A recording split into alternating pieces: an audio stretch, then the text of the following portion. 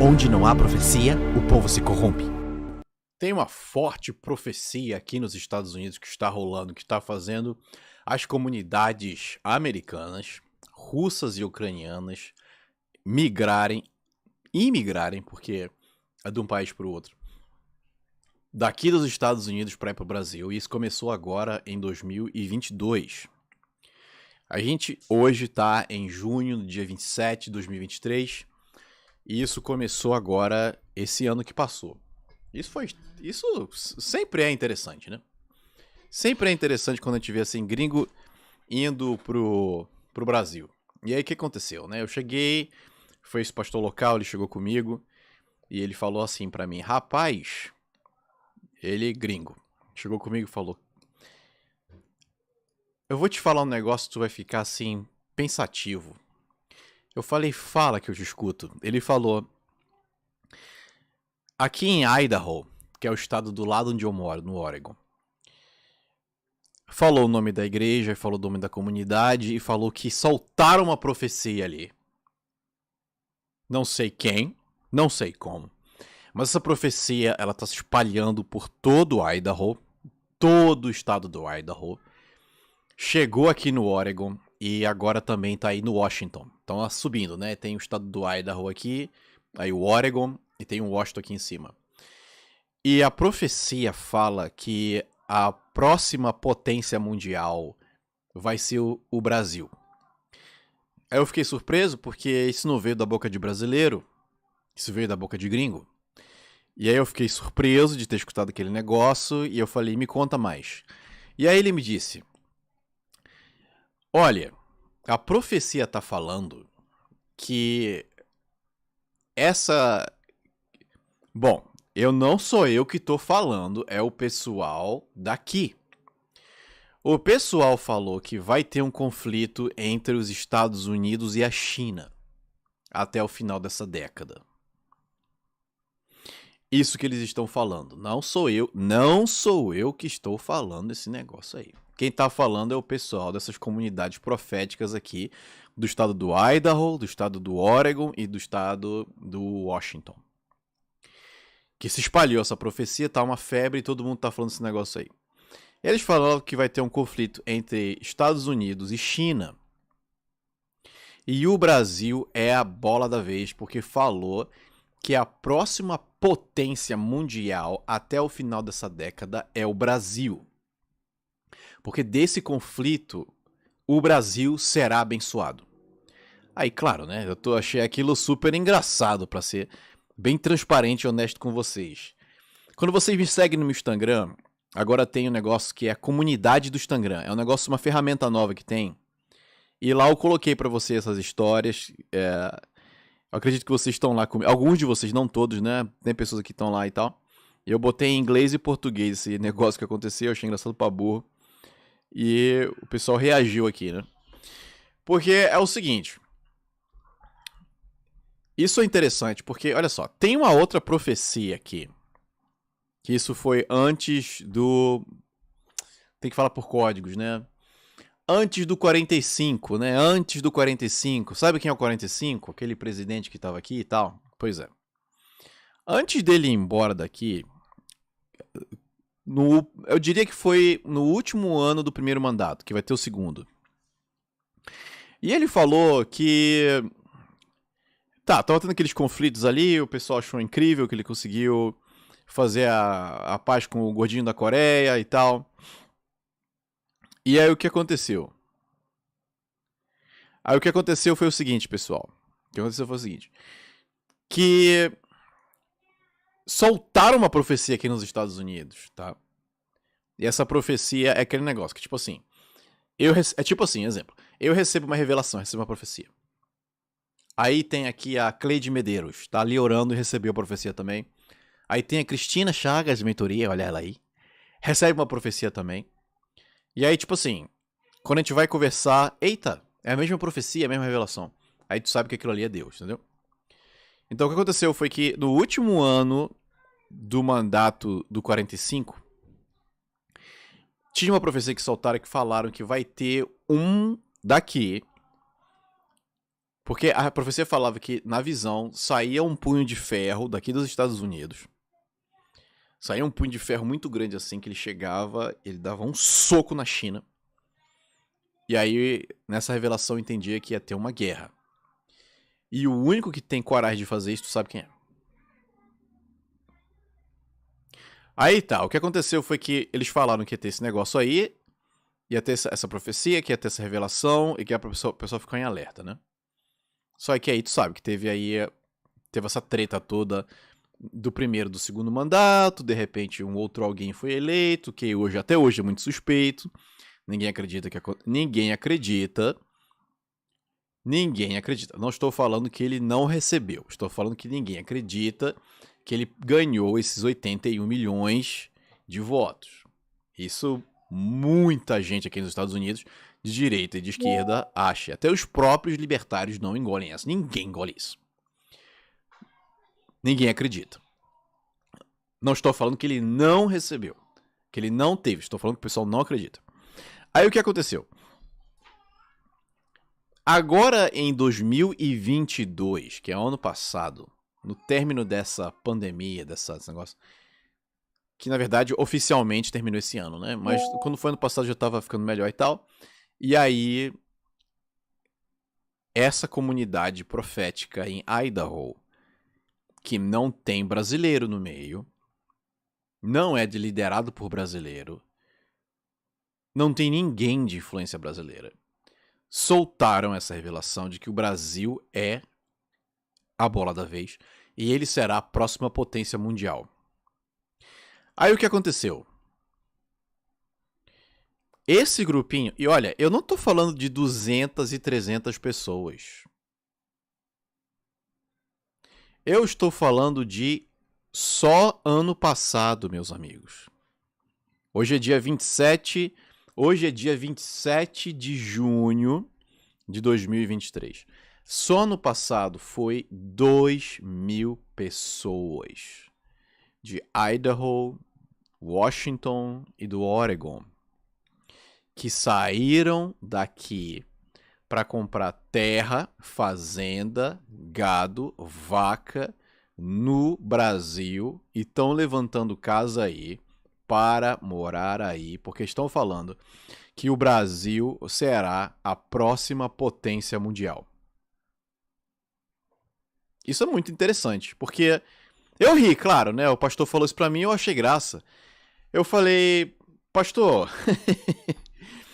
o que eu ouço dos meus compatriotas é que tem gente vendendo casa, carro, terra, apartamento. O pessoal tá fazendo de tudo pra sair do Brasil pra vir morar pra cá, pros Estados Unidos. E agora tu tá me falando que tem americano com russo e ucraniano que tá comprando fazenda, terra, vaca, gado no Brasil pra morar no Brasil. Isso é cômico, isso é hilário.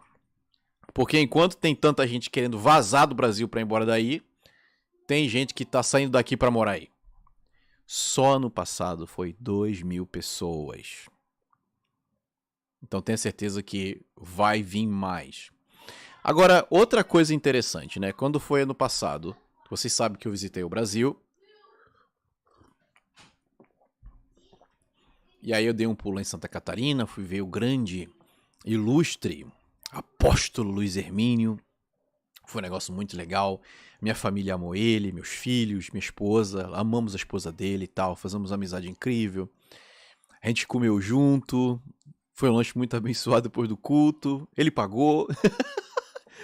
Foi um negócio sensacional. Nós amamos o pastor Luiz Hermínio. E nessa viagem a gente saiu de Curitiba para Santa Catarina, a gente pegou o ônibus. Nessa viagem, tava eu aqui, né? Tava eu e o Gabri, aí meu filho do meio, aí tava aqui a Ana com a Abby. E a Ana tava grávida ainda, do Lionel.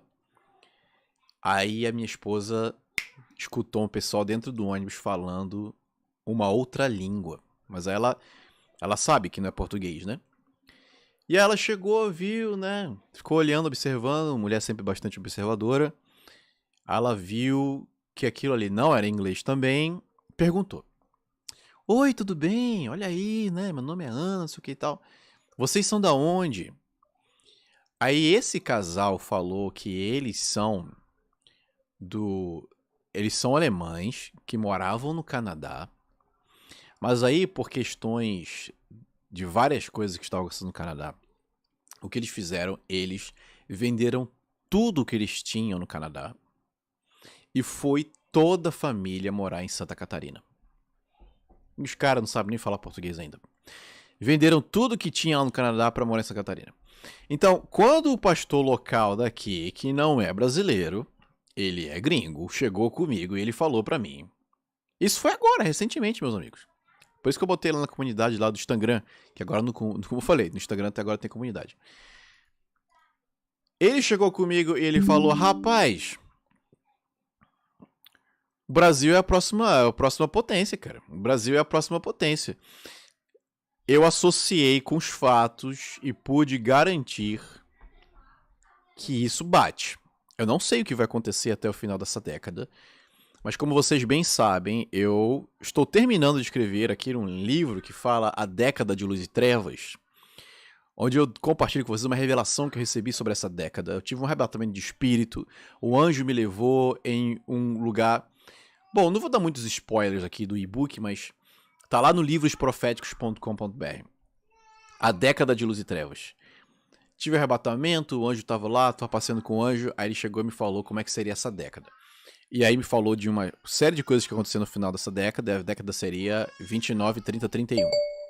E o começo da década seria... não seria 2020, 2030, mas seria 2019, 20 e 21.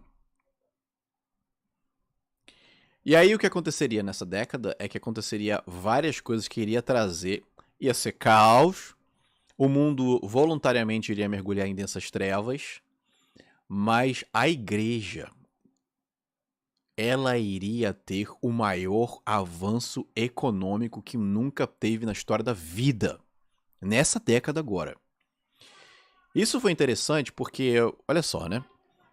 Tivemos a pandemia em 2020, aí, se tu for ver, né?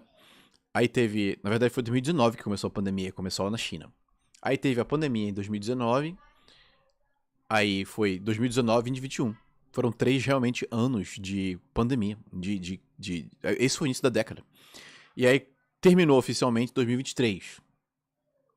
Né, os Estados Unidos chega, declara que teve o fim, o Brasil também, os outros povos e tal. Aí o que acontece, né, pessoal? Quando tu vai ver esse negócio, aconteceram 2 coisas interessantes. A primeira coisa interessante foi que...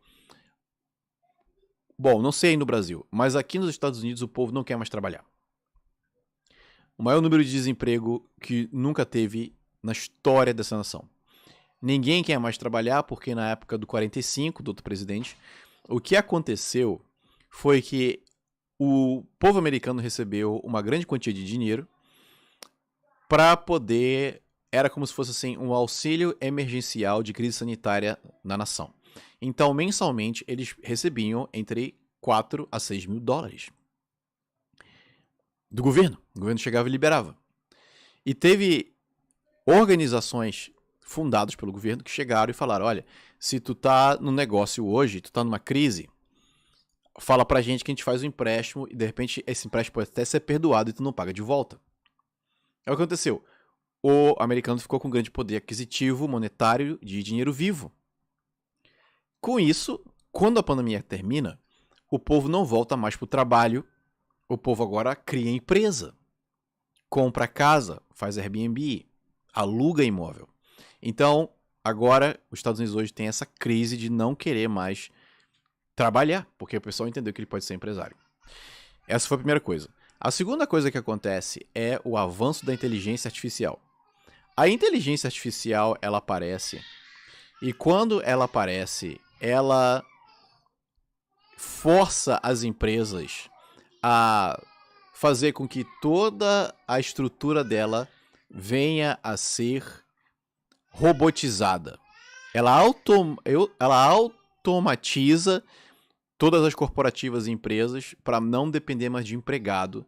E agora, se tiver uma outra pandemia, eles estão preparados. Olha essa treta aí. No meio disso tudo, né, acabei de receber uma notícia aqui na Suécia, que estão já introduzindo o sistema de chip na mão. E tu sabe, tu sabe muito bem onde tem isso na Bíblia, né? A Bíblia fala aí desse negócio de chip na mão e tal, né? E de repente eu até mostro pra vocês aqui. Ou então no próximo vídeo, sei lá. E aí o que acontece? O pessoal da Suécia tá chegando e tá botando esse chip. Por quê? Porque é o seguinte, não é interessante para essas grandes companhias e corporativas ver o povo livre.